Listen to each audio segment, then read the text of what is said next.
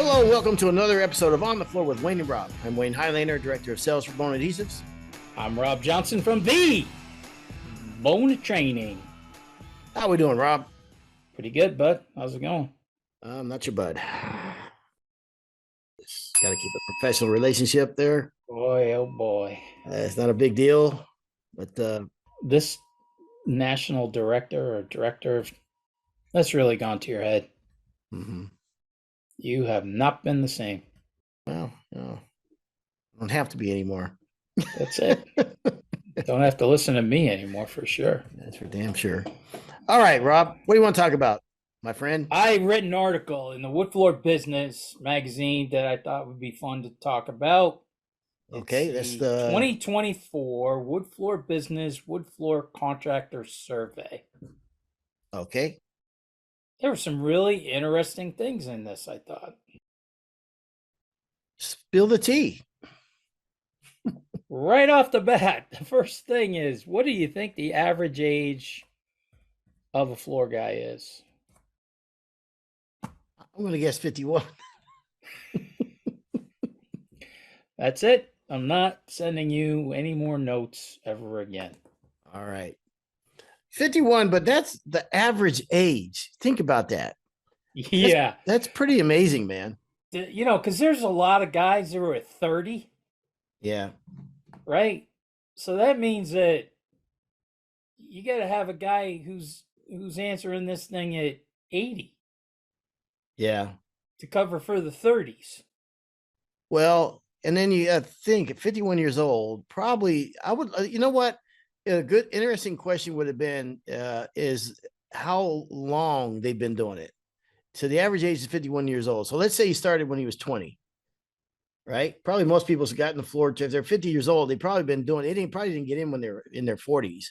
More likely they got in as a young man in their 20s. So probably at 51 years old, probably say the most guys probably experience level is probably 20, 30 years experience. Well, that's a question that we're going to get up on. Yes, okay. That is part of their survey. Okay. But I know how you like to roll. Talk for the first 20 minutes, leave no other air in the room for anybody else to say anything, and then look at me like, don't you have anything to say? Wow, that came off pretty aggressive. It was supposed to.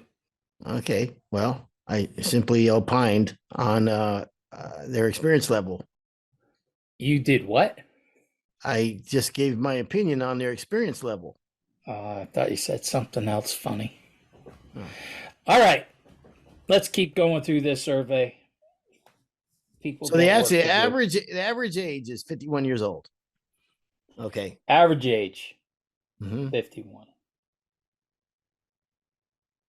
Yes, 51. What, are you quitting now? No, I had to write something down. What, 51? How many hours a week does he work? According to the survey. 40 to 49. Okay. You know I know the answer. So you know what? I'll just ask myself the questions. Yeah. And then I'll answer them while you just stare at me. Okay. Because I know you're doing something else. We see the light flashing. I'm looking at. I'm going through trying some to figure other out things. which. I'm trying to see which way you're going to go here. His education is he has a high school diploma. Number of employees, 1 to 5. Okay. All right. Yep. Where's he work? Most of them have a home office at home rather than a brick and mortar place. You know, when you have remember when first of all, it was rotary phones back in the day. We had a rotary phone, and then it was like oh, wait a minute, somebody's beeping in. You could have the you know what I mean, you talk to somebody and then okay, somebody else is calling in. You had that technology, and then from there it went to answering machines. You remember that first answering machines and how, God, this is cool. You can leave a message. You get home. Remember how excited you were when you got home and you're like, oh, look, the button, hit the red light's on, hit the button, and somebody left a message. That was exciting. Remember? No. Yes, you do. Don't play like you ain't old too. Nobody ever let my light never flashed. It was never Oh, flashing. so Yeah. sad. Oh, Yeah. Yeah. oh. But then that was like that was really cool. But then here's the thing: when I had my office at home for a long time, um, I could not walk by that room and not look to see if that light was on. I just could not do it. You know what I mean? Like somebody might be trying to get a hold of me. We didn't have that was before pagers. That was before certainly before cell phones. I thought I was like so tied to if there's a message, I got to get it. And sometimes I say, okay, no, it's a weekend. I'm not going to answer messages because it's the weekend and I'm on top of everything and I don't need to. But if I saw that red light flashing, I'm gonna answer that and sometimes ruin my weekend. You know what I mean? But so that was the home office. So it was hard to escape them. So when cell phones came out, oh my gosh, man. Well, first of all, it was pagers and then the cell phones. When the first cell phone came out, I was like General Patton. I had like the big one you carried around with you, like radar on MASH. Like it was like a physical, like a weighed about 2 pounds. And you remember them? Yes. The Yeah, first cell phone. yeah. Yeah. That's my It had had a carrying case, yes. That was like like a weight. battery. Right. Yeah, it was like 2 pounds. It was huge. And I thought, I've arrived. I got my own phone. I can walk around. I could be driving down the road with my phone. Uh, and but so the home office is, that was it's tough in the home office sometimes because you can't get away from the job. So, but that's just my opinion. You keep going. I'll interject with interesting stuff. Oh, I can't wait. I know Yeah. everybody's dying. Yeah. Okay. All right. All right. So, how many hours do they work every week? So now they're going to break down in percentages. 15%, it's less than 40. 47% said 40 to 49. 27%, 50 to 59. And this number was huge, I thought. 1 out of 10 sanders works, or wood floor guys, not just sanding, works 60 plus hours a week. Yep. 11% work 60 plus hours a week. 1 out of every 10 works at least Which 60 which hours a week, which surprises me. I thought that number would be higher. Yeah, me too. What percentage? What group would you be in? Um, Probably the 50 to 59. 50 to 59 hours. Because I don't know if guys were looking at this saying, is this just time on the job, or is this I'm home, then I'm leaving to go do estimates, then I'm writing up estimates at night. You know what I mean? A lot of us had a dual career. One was the labor and the other was the sales. Yeah, I think mine was 60 plus, and I'm not necessarily proud of Well, of that either. course. Well, I'm not. Well, of hold course on. it was. Yes. Just Are you relax. sure? Or your number isn't in there, is it? Listen, I'm not saying Or, I'm. well, 60 plus could be your number because 80, 90 hours a week, every week. Yeah. Yeah. Okay. So a couple of things here. You knucklehead. I'm actually There's not. no reason for name calling. Okay. That's I think we're both old enough where we don't have to do name calling. okay. We that's a new rule, I guess. That's a new rule. Okay. So Yeah. I'm not proud of that, by the way, by no stretch of imagination. What, the But name calling? that I'm proud of. Knucklehead fits. But but one thing that I thought was interesting. So I got a friend who retired. He was a carpenter in the carpenters union. He retired, right? And he went in to have his boat worked on. And the guy said, "Look, I can't. I'm sorry. I had to let go of 2 guys. I got no way I can do your work on your boat right now." He was having a couple of power poles put on the back of his bass boat, and I don't know, I think it cost like $1,500 or something like that, whatever. And he says, "Well, if you're looking for work, man, I could use some help." But he doesn't need to work, Paul. But he's a great mechanic, and he goes, "You know what? Yeah, I'll work with you. I'll come in and help you and whatever." Because the guy only had one leg, and his helpers quit. So anyway, long story short, so my friend went in there and he's helping this guy and he's tinkering around. He doesn't care. He doesn't need the money. He'll tell him I'll come in Monday, Tuesday, but I'm fishing the next 3 days or whatever. He makes his own schedule. The guy is thrilled to death to have him there because he's a great mechanic. Although he never worked on boats before. I mean, he's just one of those guys that can work on stuff. But the reason I'm saying this is that they hired a couple other guys, new kids, and the new kids will be working on something for like 5 hours to fix something. And they go, hey, well, I should get like, $15 an hour. I'm starting out. That's like, 5 hours times 15. Guy goes, no, those aren't billable hours. You can only bill out 2 hours on this thing. If it took you longer to do that, then that's on you. You know what I mean? I can't charge the customer your 5 hours because you're figuring this out. You don't know what you're doing. We're a Childers shop here, and we go by the Childers hours. Yes. What the hell's that? Childers? Yeah. It's a book that's in like every single garage. How long does it take to rebuild a carburetor? Oh, okay. And the Childers number would be like 2.5 hours. Yeah, you got to get it done at that time. Okay, you got to get it done in that time. So if it's done in 5 minutes, yeah. Because I once had a guy say that to me. I'm like, really? And he goes, well, yeah, we're a Childers shop here. It only took me 5 minutes, but Childers says I can bill you for 4.5 hours or something like that. So interesting. Yeah. Yeah. So I thought that would be interesting to interject that. Now I'm starting to debate whether it was or not.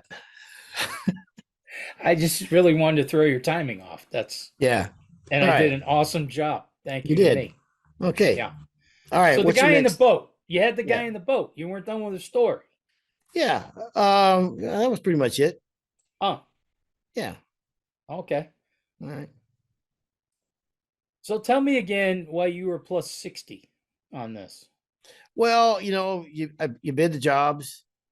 You're doing all that work, which is not billable hours, I guess you could say, because you're bidding the job, but I also worked on the job. I worked a ton of Saturdays and Sundays to make sure I'd stay on schedule. Again, I'm not saying anything I'd recommend to anybody else, but that's what I did. And so that's why the long hours. Okay. All right. Got it.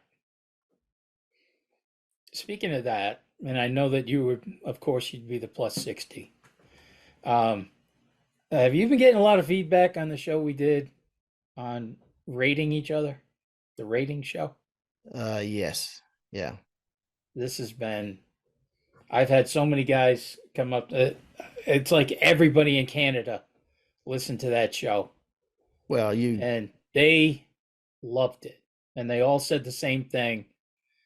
They were shocked that I was so surprised on how many 10s you gave yourself. Well, yeah.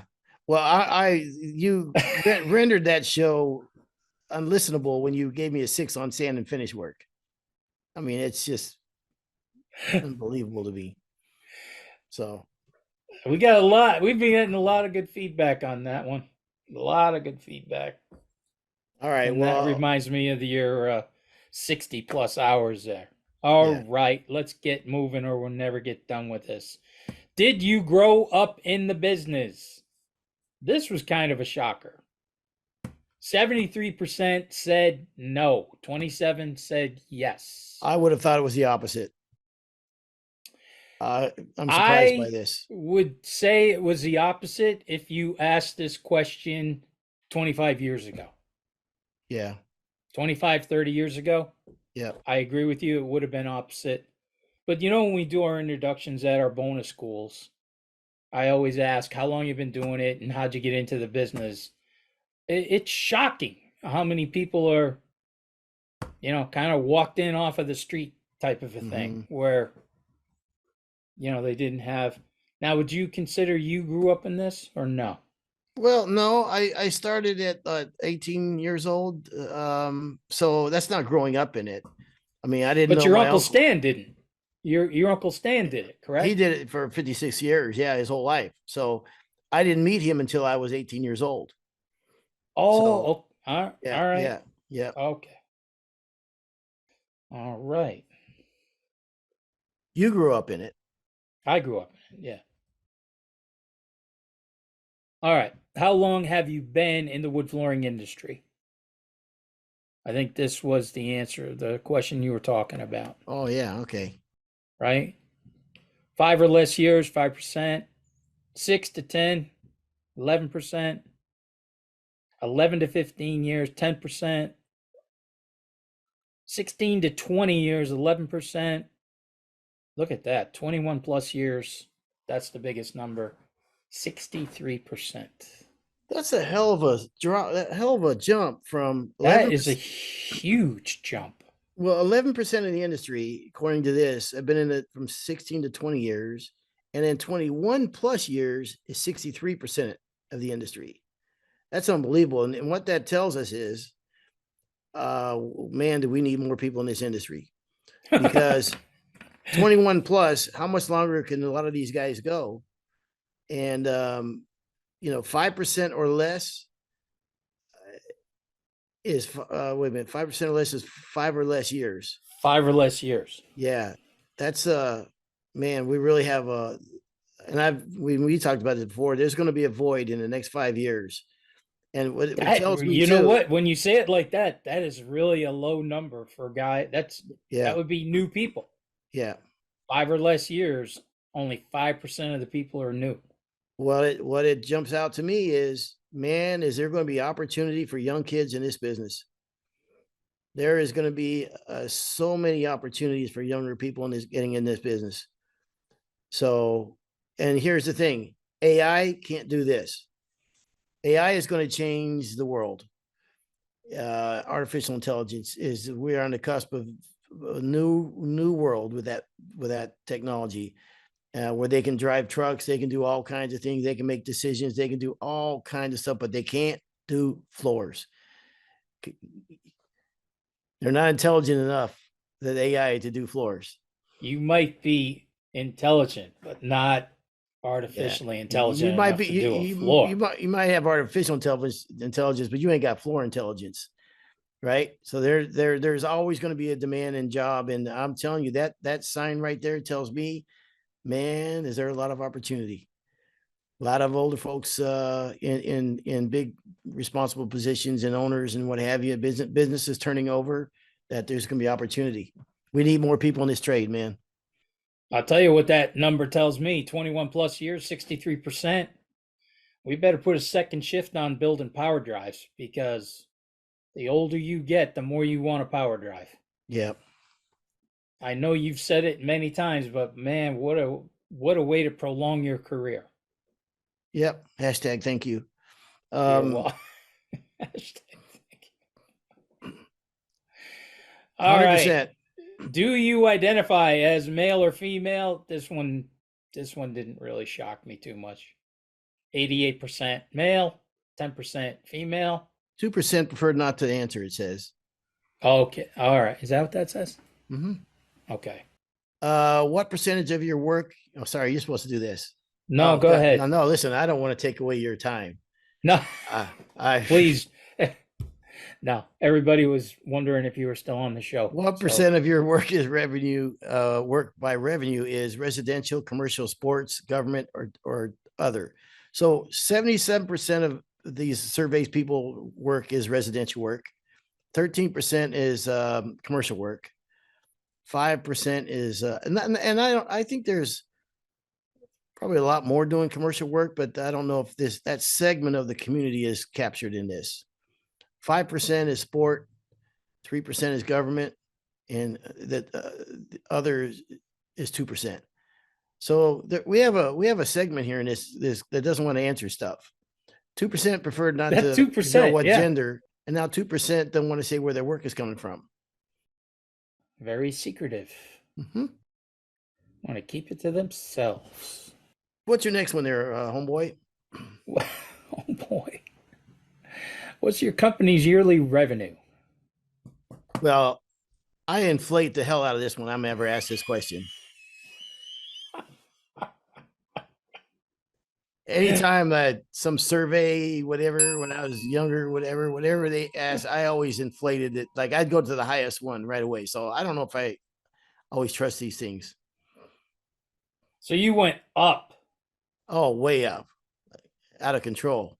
I might have told the story on the show before, but I was at a bowling alley resurfacers convention one time, and there was a bunch of guys, bowling alley sanders, hanging out at a bar one night, and each guy was going on how many lanes they sanded, how many lanes they built, how many lanes they screening coated this year.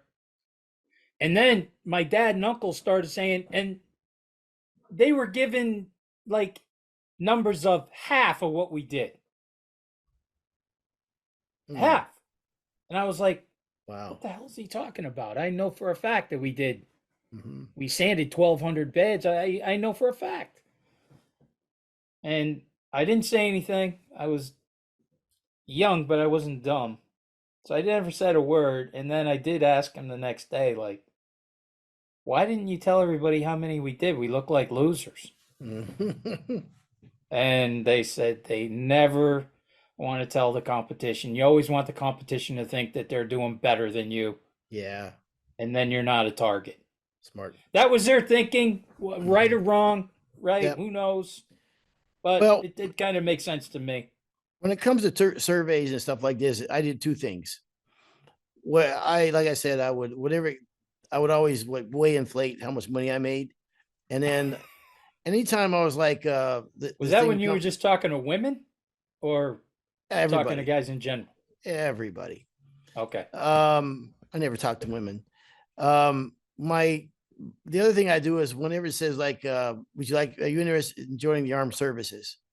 I put my brother-in-law's name down for everything. We didn't necessarily get along very well.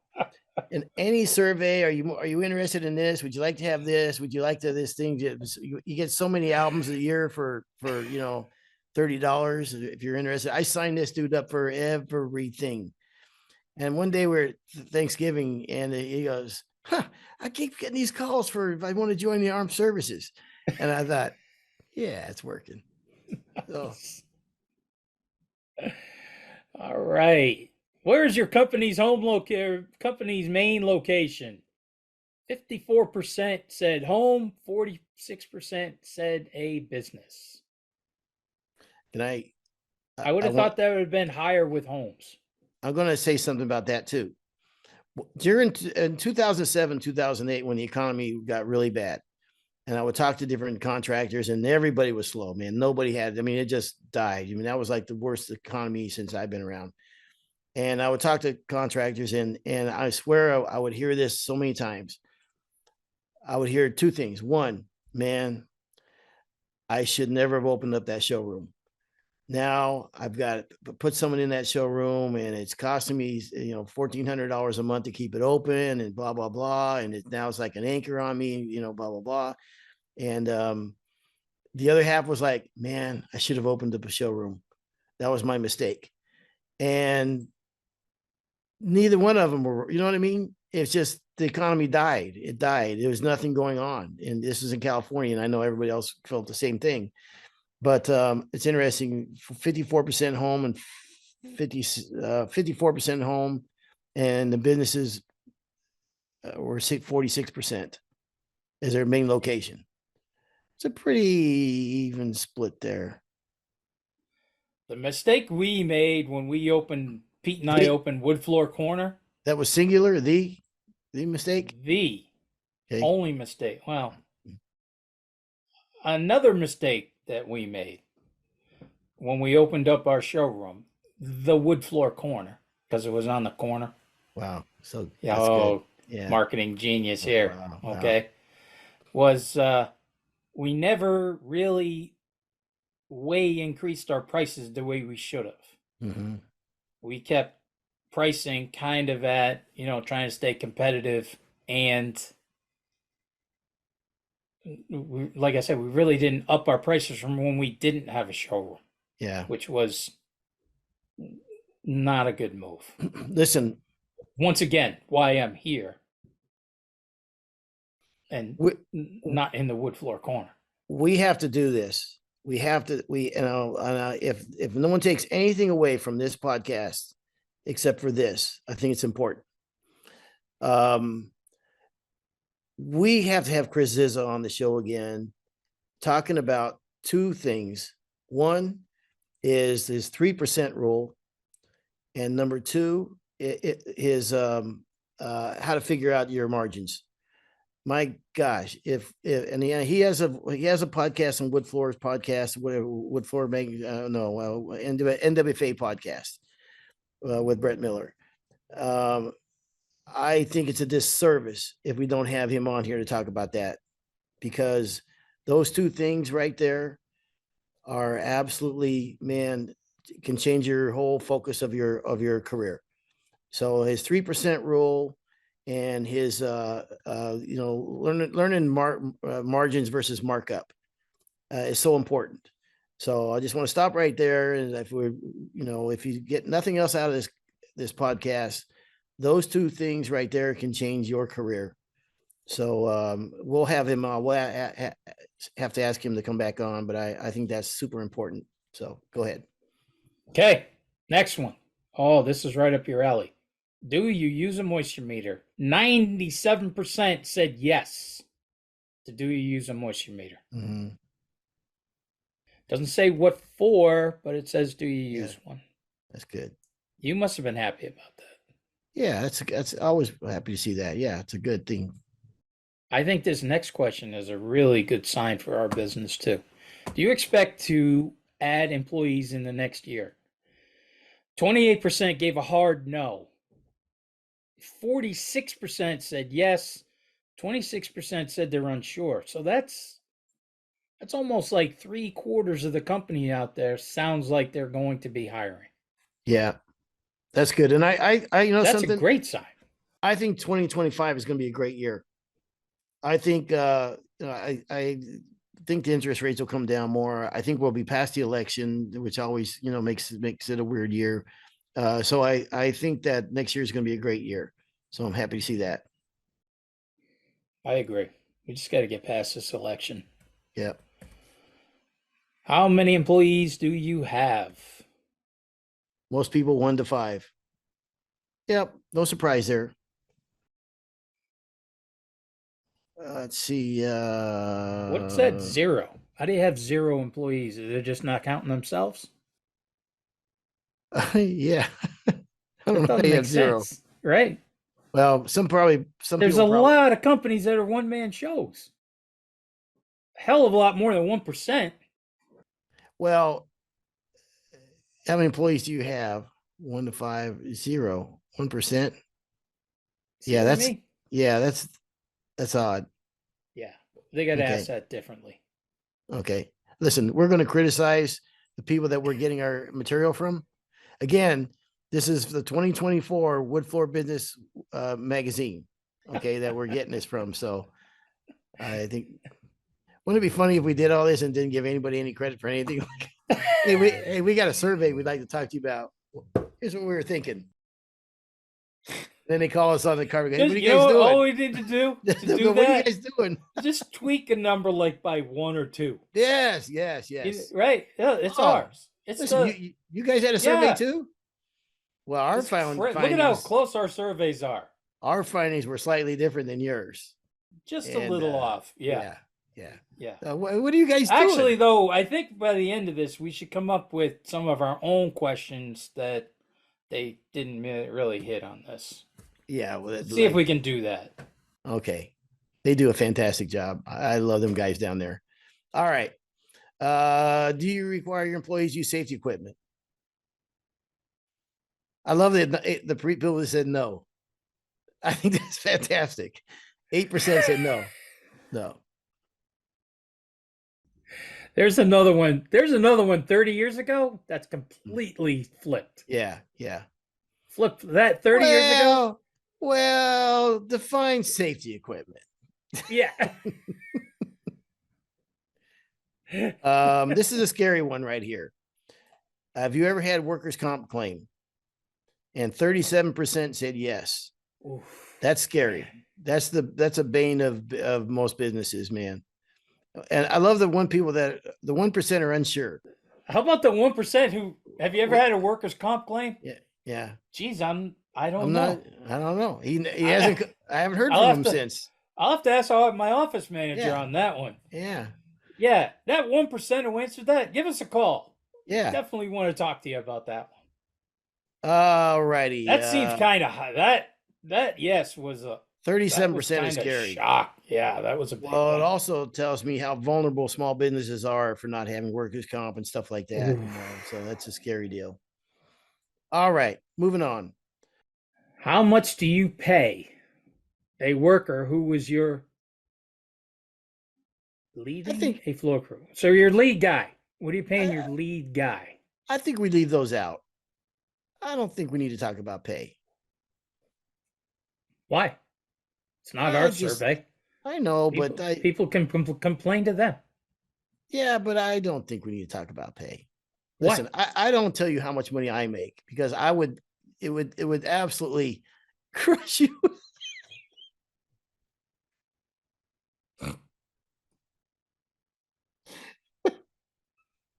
Did you hear that, everybody? He's snorting I'm right now. sorry. No, I just He don't think. is No, snorting. I don't He think thinks it's that's so funny. He's snorting. because I don't make any money. I just don't think that. I don't know, man. We don't think that need to talk about money. Wow. That's all we talk about on this show. Just how to make money. We don't call it out in hard dollars, though. Well, it says how much do you pay your lead guy versus how much you pay your entry level guy. It's almost half. Oh, okay, okay. Thanks for that, Rob. You're welcome. Do you use subcontractors? I don't think we should talk about that. I'm kidding. What, What do you want 60%? to talk about? You want to talk about your floor of the year? Is I want that to talk about me. Just I go want right to there. talk. No. Do you use Wait. subcontractors? Here. Oh, there. Yeah. Still there, isn't it? There it is. Yeah. Beautiful. Still so beautiful. Oh yeah. Do you Do you use use subcontractors? It's amazing. 40% said yes, 60% said no. It's been my experience. It depends where we are in the country. Some areas of the country is all subcontractors. I mean, like all subcontractors. In some areas, not. So a lot of this Pete and I regional use sub. We use the sub. sub sandwiches. Well, sub sandwiches, of course, but Mhm. we used to use a sub. If we were really busy and I didn't want to turn something down, we had a guy that we would use for installs.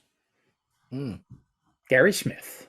No Great kidding. guy. Oh, Yep. right He on. loved installing, he hated sanding. Perfect. So if we were jammed up and we had somebody on the hook and they kind of were looking to get it done, Yeah. we would use a sub, and he was the only guy we used. He was great. So I'll one be little darned. sub. That's Yep. just, yeah, very cool. All right. Let's scroll down here. What would you typically charge to install nail down 2¼ inch solid wood flooring, strip flooring, assuming no subfloor repairs? Can we give this number, or are you Yes, going to say no on that? I think this is fine. I think this is fine to say. So, what would you typically charge to install nail down 2¼ inch solid oak strip flooring, assuming there is no subfloor repairs, etc.? Now, let's think about this. This is interesting to me. The average price, what people would charge, is $5.40. The median is $4.50. What would you typically charge per square foot to refinish a solid strip flooring and apply a seal coat and 2 coats of commercial grade waterborne finish? The average is $6 a square foot.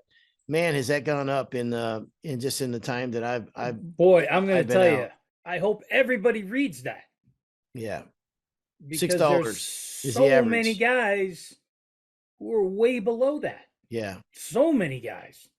and I just can't understand it because nothing's gone down, everything's gone up. The price has gone, But here's the thing, too, man. I'm going to say it. Say it.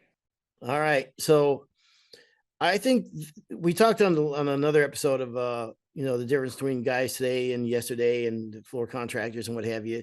I think there's an advantage today that contractors have, more so than ever before. I think these open concept rooms, you can make time. I think that definitely helps. You don't have these smaller boxy floors that we had in the past.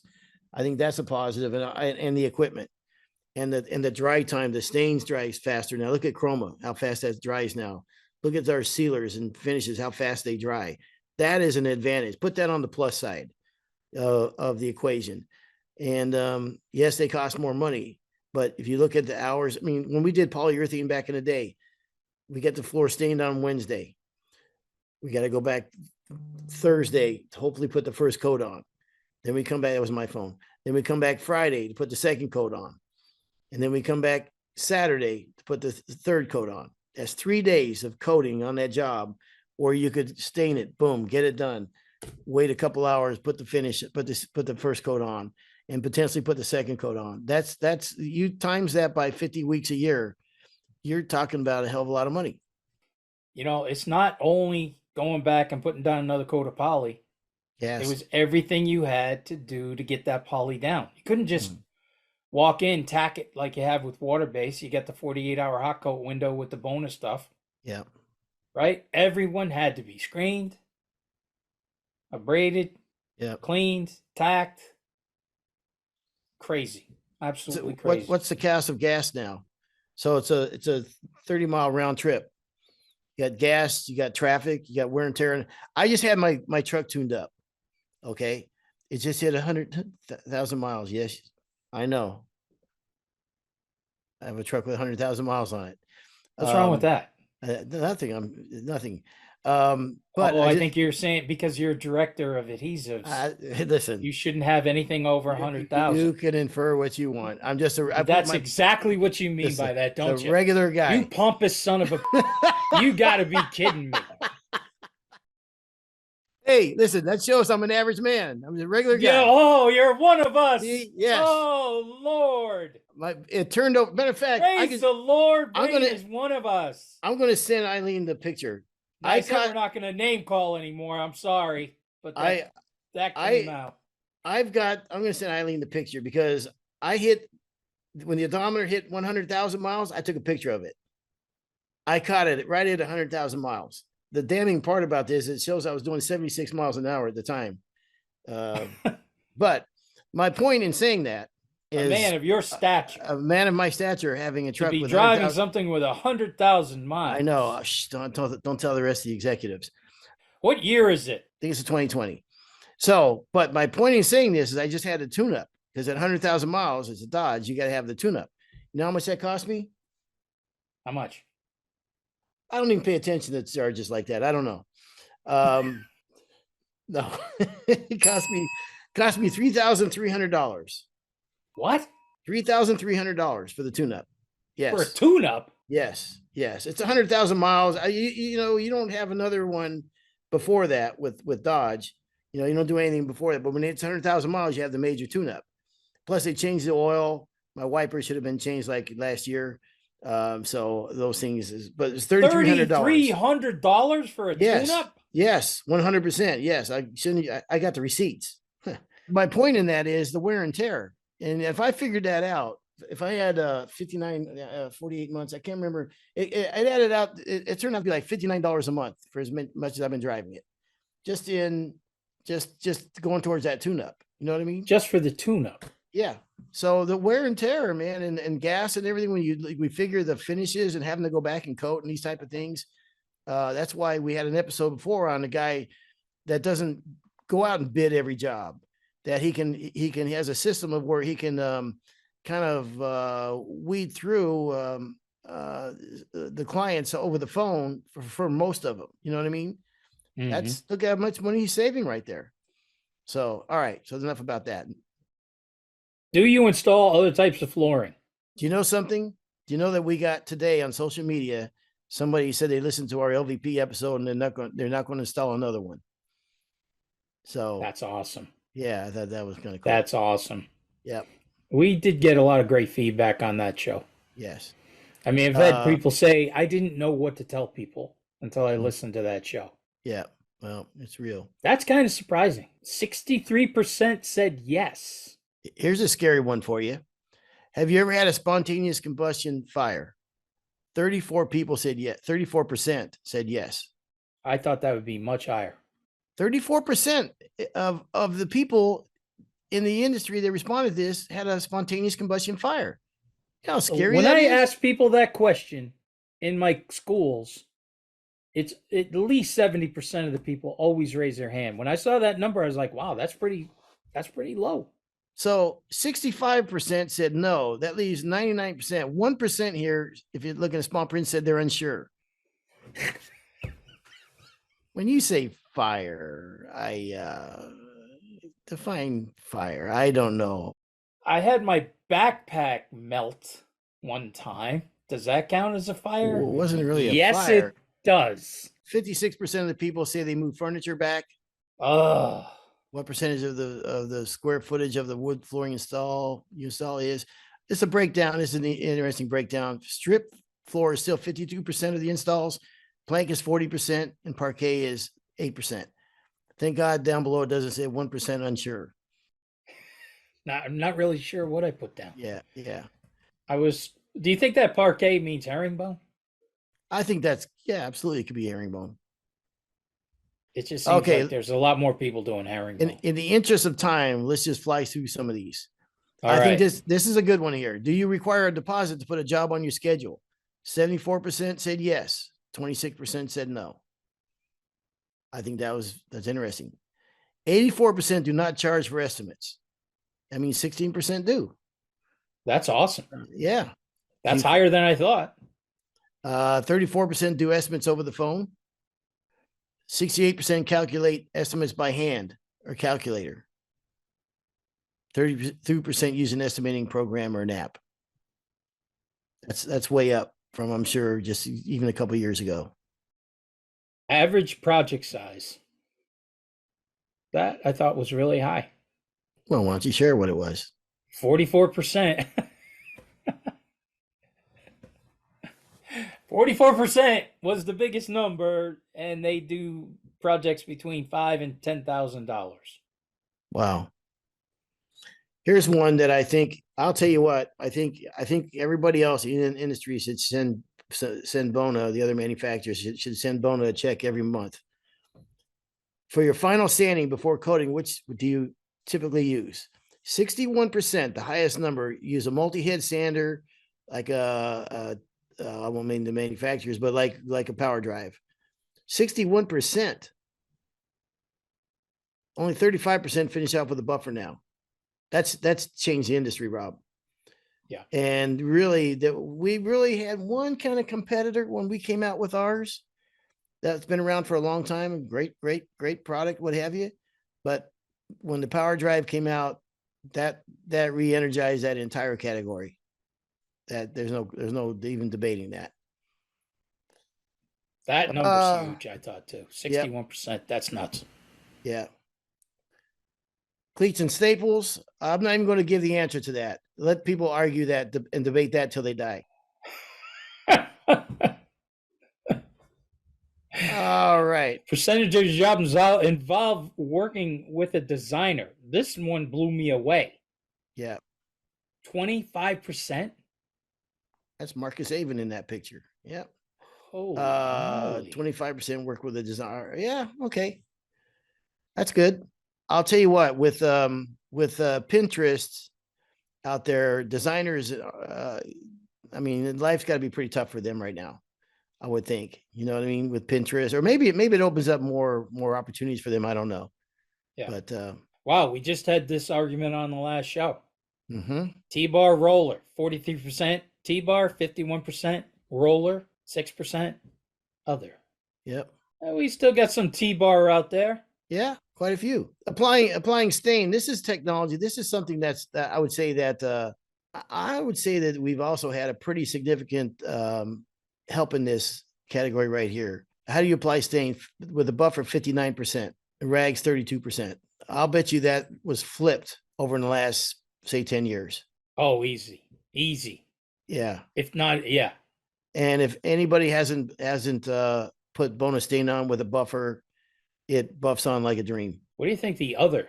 We had other 9%. I've seen people use lamb's wool before, lamb's wool blocks. I particularly don't like it because I think it floods the floor with too much stain, where it can create bleed back and other things and drying issues. I don't know. I'm not a fan of it. But even if you're doing that, you got to use rags, right? Yeah, I guess so. I don't know. All right. Well, you have to use the rags to wipe it off. It says, how do you apply the stain? You see, all right. When you get to be in my position, yes, you look for the minutia. I get it. You got to, Rob. Yeah. All right. So for everybody listening to the show, do us a favor. We want to come up with our own survey. Send us some questions, what you think, if you didn't hear it on this one. This could be another fun one. I don't know. They did a fantastic job of Did a covering great job. Absolutely. everything. I mean, I can't think of anything else they would not put on this survey. But maybe the listeners will, because there's so many of them out there. Yeah. Very good stuff. 51 years old, the average age. Amen. Well, Rob, I think that wraps it up. This has been another episode of On the Floor with Wayne and Rob. Please stay tuned for another episode.